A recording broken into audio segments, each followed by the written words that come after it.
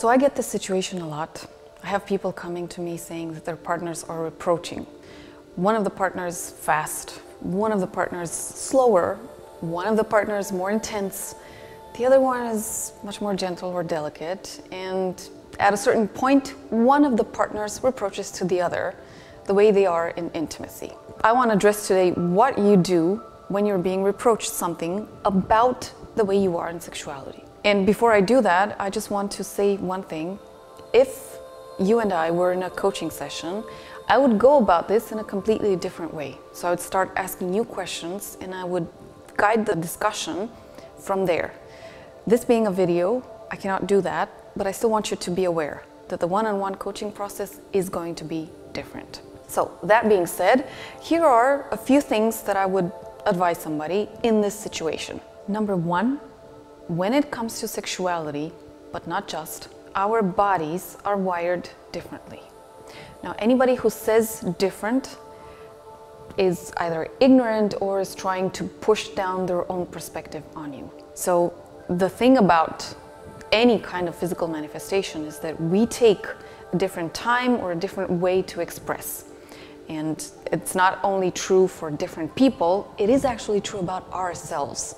In different moments, we will behave and take a different way or a different time to express. Now, when you hear somebody reproaching you that there's no other way of being but their own, because in essence, this is what somebody who reproaches does, they're pointing out that you are not like them, or that you are not like the partners, all the partners that they had in the past. There are two reactions that I would suggest with that kind of reproach.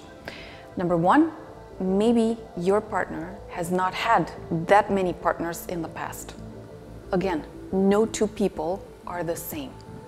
And the other one, maybe some of their partners from the past were faking sexuality in the way that this person wanted or needed it to be. Again, no two people are the same in sex.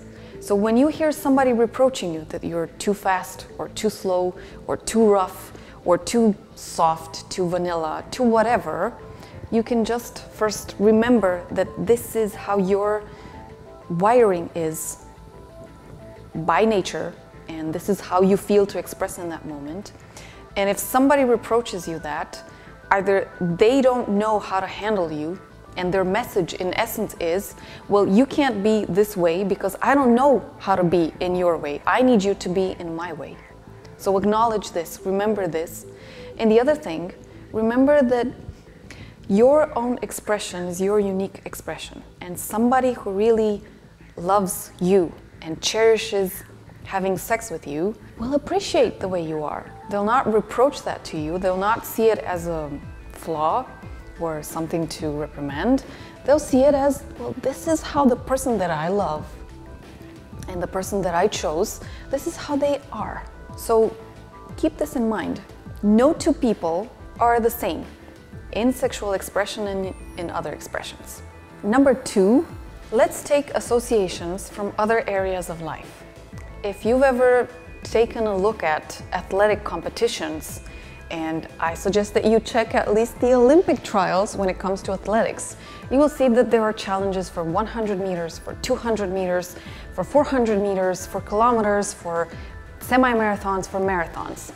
And if your partner, for instance, in sexuality, they can't wrap their brain around the fact that some people are slower or less intense and some people are faster or more rough, then you can remind them that even in sports, there are different challenges and there are different ways of competing and expressing physical activity and physical ability. So, like in athletics, we don't expect that the people who sign up for a competition, they all finish at the same time, whether it's 100 meters or a marathon. And just like in this kind of competition, we don't expect people, even if they train to be faster or to resist for longer distances, so run for more time, we don't expect a distance runner to be as fast as a speed runner, and we don't expect a distance runner to be as fast or take as short time to finish as a speed runner. So everybody can train, this is true. And you can train in a lot of things, and yes, you can train in sexuality as well. But even with training, there are just some things that a certain person will be able to do, so they'll be able to be faster or slower in sex, but we don't expect everybody to be exactly in the same time or in the same intensity. It's just not how things are. So if you keep hearing your partner saying that, yes, I get it, you're slower now, faster, but I need you to be faster, or I need you to be slower, you can just remind them that it's not possible, and you can invite them to match your time. If you can't match theirs, ask them to match yours. If they say, well, why should they? No way. They're not the one with the problem. First of all, I need you to realize that if somebody says that your way of being in sexuality is a problem, that's ugly, that's disrespectful, and it goes down a very disruptive way and path in your relationship. And you can just call them out and say that, first of all, this is how you are. You don't consider yourself as having a problem.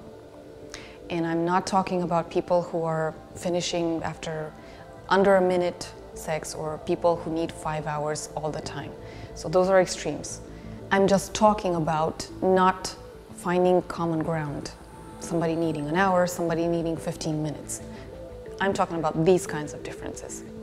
So you can remind them that it's disrespectful and this is how your body functions, and you would never tell to them or anyone that you loved that their way of being and expressing their sexuality was a problem. Number 3, if you're slow in sex, there's nothing wrong with you. If you don't see the obvious here, let me point it out. We all expect that sex is something beautiful and pleasurable, and nobody wants something beautiful and pleasurable to end fast, right? I mean, imagine a game of soccer or basketball ending under 5 minutes. If somebody was passionate about this and they'd hear you say that, they would say you're mental, they'd say you're a retard, and they'd invite you to get out of town. Well, why not apply the same principle to sex? You want it to feel good, and you want to feel pleasure, and you want to enjoy yourself, so why should it be under 5 minutes? And there's nothing wrong with wanting that and with telling your partner that way. So don't let somebody's way of being to make you feel less than or make you feel bad about the way you are in sexuality. Number 4, if you're fast in sex, there's nothing wrong with you either. If somebody reproaches you that you're too fast, but let me assure you, usually it's the other way around, so people are being reproached for being too slow, I still need you to remember, just like I said in the previous step, that this is your body wiring and it has its gifts. Faster partners in sex are usually fun partners, they're spontaneous partners, and they are the ideal partners if you want to have sex in places where it's actually not the case. You're doing something else there and you need to finish something really fast. So where you have to get out of a room, a discussion, just for a few minutes as a normal break, you know, and finish with that as fast as possible. So there's flavor and there's color in being faster in sex. And a mature partner will know and will appreciate this as well. So if somebody reproaches you that you are too fast, that you finished too fast, just like I said to the slower people in sex, I'm telling you as well, stand in your own worth and love yourself, and don't go into an argument, don't go into a fight. Just say that this is how your body wiring is, and if they can see beauty in it and if they can still enjoy it as it is, then that's what you want in a relationship. And you would never reproach somebody else that you loved the way they are in sex, because there's nothing wrong with anybody. It's just a matter of finding mutual ground.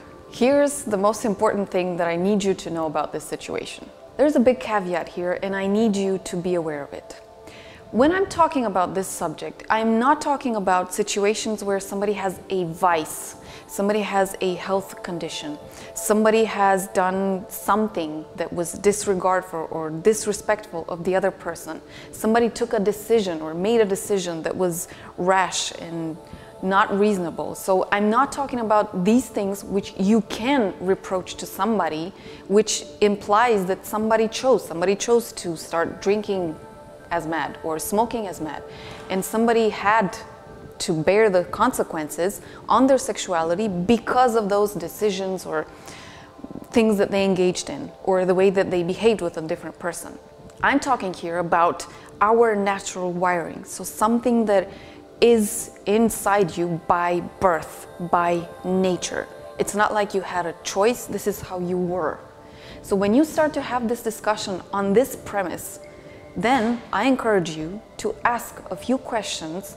First of all, to ask yourself these questions, and then ask your partner as well. So here's what they sound like. Does anyone here like to be in this discussion? Would either one of you want to see this discussion popping up again in the future? Is this the relationship that you want to be in? And is this the person that you want to build something with? Another one, and this is delicate. Do you see yourself having a relationship with somebody who is either sexually reproachable from your perspective, if you're the one reproaching, or somebody who is sexually reproaching you, if you're the one who's being reproached to? So is this the kind of person that you see yourself in a relationship with? And the last one, does either one of you want to change something about their natural wiring? So all of these questions that I asked you just now are the way that I would go about coaching you if you were in a session with me. And the reason I do open-ended questions is because I need everybody to be aware that you have a choice in any situation. You have a choice to be in a discussion, you have a choice into how the discussion is being handled, and you have a choice as to what kind of a relationship and what kind of dynamic you want to build in the future.